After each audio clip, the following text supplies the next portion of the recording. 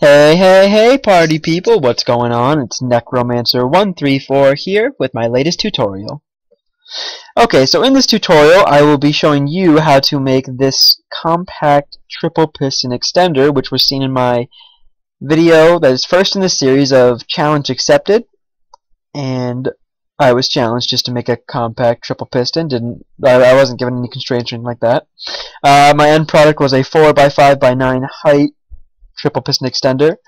If you would like me to, or if you'd like to see that, I will put a link right on the screen in front of you. Again, just a disclaimer, this isn't the most compact triple piston extender there is, and as you can see, I've tried quite a few times. It's just the most compact one I could get. So let's see how to build it. Okay, so for starters, I already took out the 4x5 area. So this is just so that we stay in our parameters, and it also helps me guide on where to put which blocks. We're going to start with placing the pistons, because that's pretty much just like our main feature that we care about. Obviously, you're only doing 3 pistons. It's just that it's going to be 2 off the ground. And the next thing you want to do is you want to do this alternating block feature, which is only there to send a redstone current straight up. It's a very compact way of doing so that you can hit all of the pistons. You see when I flip that on? Okay.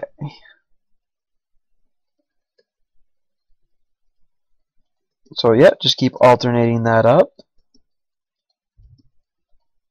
Oh. Okay, and I think I might need one more layer. I'm not sure. We'll see. Oh. Need to learn how to place redstone torches. Oh yeah, I'm gonna need another one. Okay. Okay, and you're gonna build that 8 high. Okay. Boom. So here's our first feature, and to test out if it works, let's get a lever. I can't believe I didn't already have one, but hey.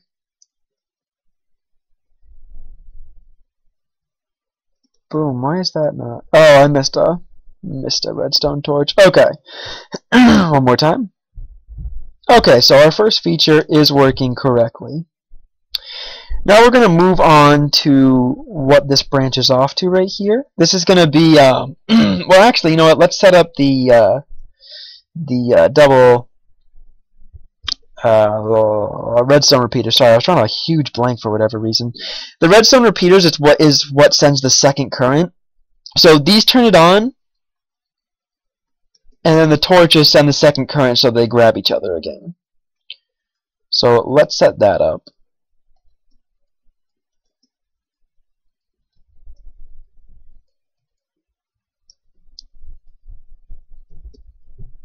You're gonna want to go 2 out like so. Just build, just copy what I do. And then what we're gonna do is we're gonna do the alternating blocks again, but we're gonna get to that in a second. The next thing we're gonna set up is we're gonna set up the locking mechanism. This is just getting ready for everything. I'm doing kind of things a little jumbled. I apologize, but it's very simple. First thing we'll make operational is the second current, which is the double redstone repeaters. Okay. So the way we do this is we're going to do the alternating blocks again, just like we did over here to send up the current. However, when you look at this one, all the redstone torches that are turned on are basically facing. Oh, well, actually, sorry. This one, the reason why this works is because this is powering the block above it, which is powering this piston. This is powering the block above it, which is powering this piston, and so on. And that's the same exact thing we're going to do over here with these repeaters. Okay, so just make sure that the block is in front of each repeater when you're alternating. Oh.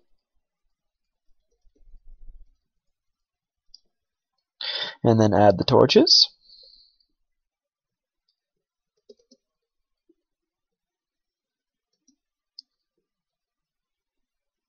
Oh, my mouse stopped working. Okay, there we go. Sorry about that. I don't think we need that last one up there. No, okay. just to conserve space. Not that it matters a whole ton, but still. Okay, so then the next thing we want is to actually make this so this works. So what we're going to do, as you can see over here, is we're going to put a layer of redstone under the switch so that it powers it a second time. However, it's not going to work right off the bat, and I'll tell you why in a second.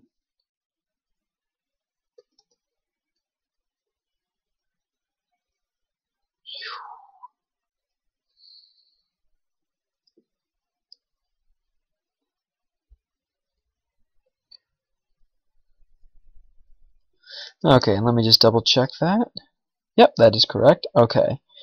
So, there's a reason why this won't work, and that is because when I turn this on, the original mechanism of turning the pistons on to extend is the alternating blocks with the redstone torches. So if we want this to do a second time, we have to delay the current. So sure, we could set all of them on extremely long ticks,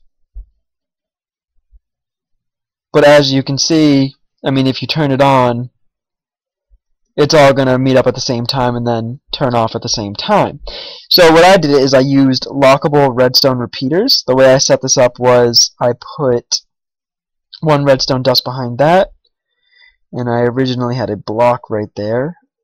Although, now that I'm looking at it, I'm not sure if I would need the block right there, but we're going to keep it there, just for the sake of it. Again, I'm sure you can make this design more efficient. This is just what I could do with the challenge given to me. Let's put that on all the ticks, all 4 ticks. Also, if you don't understand a redstone repeater, that's on 1 tick right off the bat, and then 2 ticks, 3 ticks, 4 ticks. It's basically, because there's 2 torches, it acts as if it's going through like 2 torches, so it counts as 2. Okay, so that does lock. We got that. That's good. Now, okay, so we got the second thing to work. Now it's more about timing. Okay, sorry about that. Brother walked in. So, okay, so now we're at the point where it's all about timing. So let's see how this kind of plays out. When you're looking at this, the whole point after it extends is to get them all back to the bottom. So, we have to kind of think about which ones we want to extend first. We want the middle one to extend first to pull this piston down. So, let's say it did. That piston would now be down there, and then we want this top one to extend to grab this block. Then we want this one to extend to grab that block, this one to extend to that, grab that block, and then that one at the end, the top one, to grab the last block. It's a little confusing when I try to explain it like that, but I'm going to pretend that you get what I mean, and I'm sure you'll get what I mean after we're done. Okay, look at that. See? Not even messing around too much with the timing, and we already got half that done. Okay, so I'm going to look over here for my reference. We're going to want the top one to be on all 4 ticks, both of them. We are going to want the second one, only the back one, to be on all 4 ticks. Oh. And then we want the last one to be on all 4 ticks.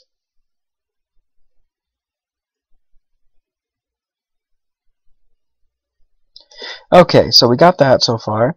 Now, the reason why this isn't working and it couldn't work is because, if you really think about it, you can't do it in one swoop. I mean, even if we could get them all into one place, you would still have a gap no matter which one went off, even if it was from here or if the gap was there. Either way, you're going to have a gap. So the way I solved this is that I had a second current going, as you can see right here. So the way I do that is I just simply added a extra redstone piston right there. And the way that I also timed it is we have to get this, I totally forgot about this locking mechanism. We have to get this locking mechanism up. And we're going to do that the same way that we've done all the other ones, which we are doing just alternating blocks. Yeah, and again, we want the blocks to meet up with that. Okay. This This is going to be a little funky though, because it's not exactly the same as the other ones. Okay, so because of original space problems, I don't know if there's still problems. I haven't really checked it, but because of the original problems, I had to put the block to start out like this. It still does the same thing. As you can see, it still works just fine. But that's why I didn't have it alternating back and forth like I usually do.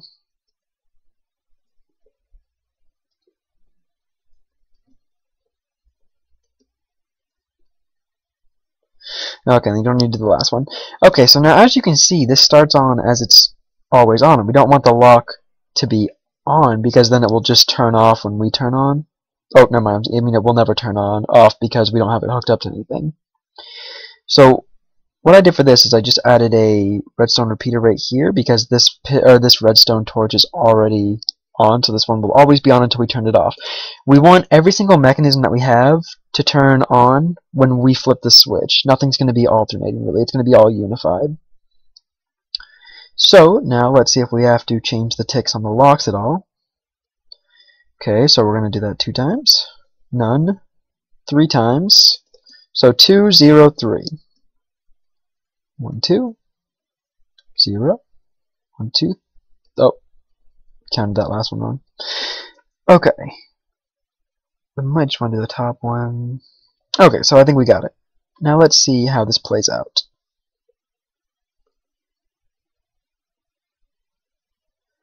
Boom. And there you go. There's your compact triple piston. It is again a 4x5x9. Yeah, 4x5x9 height.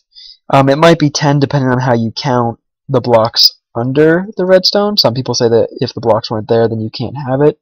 So it might be a 4x5x10 height. But either way, this is the best I could do. Best compact triple piston I got.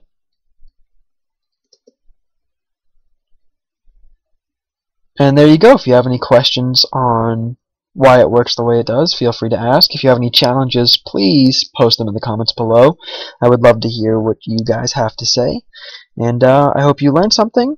If you liked it, please rate, comment, favorite, and subscribe. And thanks for watching.